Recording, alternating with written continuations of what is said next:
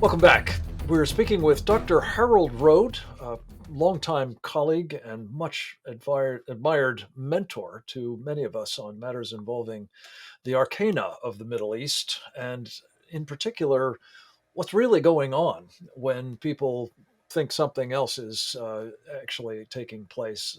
Harold's got keen insights born of a lot of hard experience and real cultural knowledge of various countries, notably Iran, which we're speaking about now, in the midst of, it seems, a new upsurge in internal turmoil.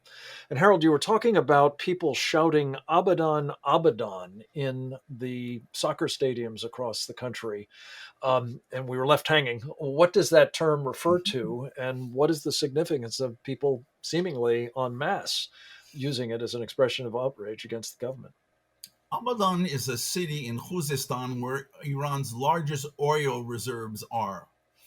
And back in the Iranian Revolution, say 1978, 79, what the regime did, there was a huge fire in a building in Abadan, in a theater, and a lot of people died. And that became the spark, the catalyst which led to the overthrow of the Shah.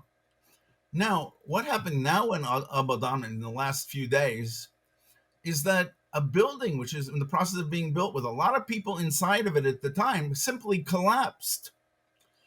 And it conjures up in people's minds exactly what happened in 78, 79. Now, soccer stadiums are really, really dangerous places for the regime. Why? Because they can't control everybody and everything. Yes, it's enclosed, but when these people start yelling Abadan, Abadan, the name of the city, there's no, and everybody, we have the videos of this. The videos actually were placed, they're on Facebook. For anybody who wants to say, I'm happy, I can give you the link, Frank. And you see this, and this has to scare the regime.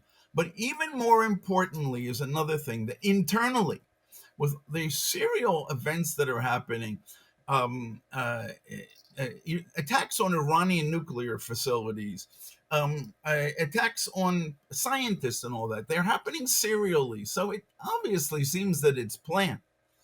No, it's not the outsiders. They're blaming Israel, and from what it appears, the American government, who doesn't seem to be particularly happy with Israel, has blamed Israel for this publicly. Now, the Iranians, what is happening, but which is more important to us for hopefully the end of this regime eventually, is that senior leaders are publicly arguing, blaming each other for letting the Israelis do this? Or why aren't we good enough, we Iranians? How come it's your fault? And in the Middle East, you never take responsibility for anything. You blame others. We're seeing this more and more. Again, I don't know when. I don't know what is going to be the final thing, but we're in line for that. At the same time, the Iranian government is rushing towards the nuclear bomb because then and they have no compunction whatsoever of using this on whatever. If there's a Yeah. small little thing, they could do it to some of their own people, and they're not above doing such a thing. Yeah. Death to Israel, death to Oh, of America, of course. course, are, as I said, leitmotifs of this regime. Harold, let me just ask you a question. I had Dr. Peter Vincent Pry on the program recently. Um, I think you know him, one of our country's preeminent experts on nuclear matters, a former Central Intelligence Agency analyst on these sorts of topics. Peter says, and he mentioned former director of Central Intelligence Jim Woolsey, among others, who have come to the same conclusion he has, which is that Iran actually already does have a nuclear weapon, that it has had one for some time. It has chosen not to demonstrate that it has one, not to test it, perhaps test it covertly in North Korea, but not to become publicly known to have the bomb, which would seem to be at odds with the general practice. Once people have it, they generally want to flaunt it because that seems to give them some confidence that they will not be overthrown. at least from external forces. What are your thoughts on that prospect? Is that realistic, do you think, or would they not? If they had it, they would perhaps not only flaunt it but use it. Um, I can only comment on the cultural aspects here and how they think about it. I am not an expert on nuclear issues.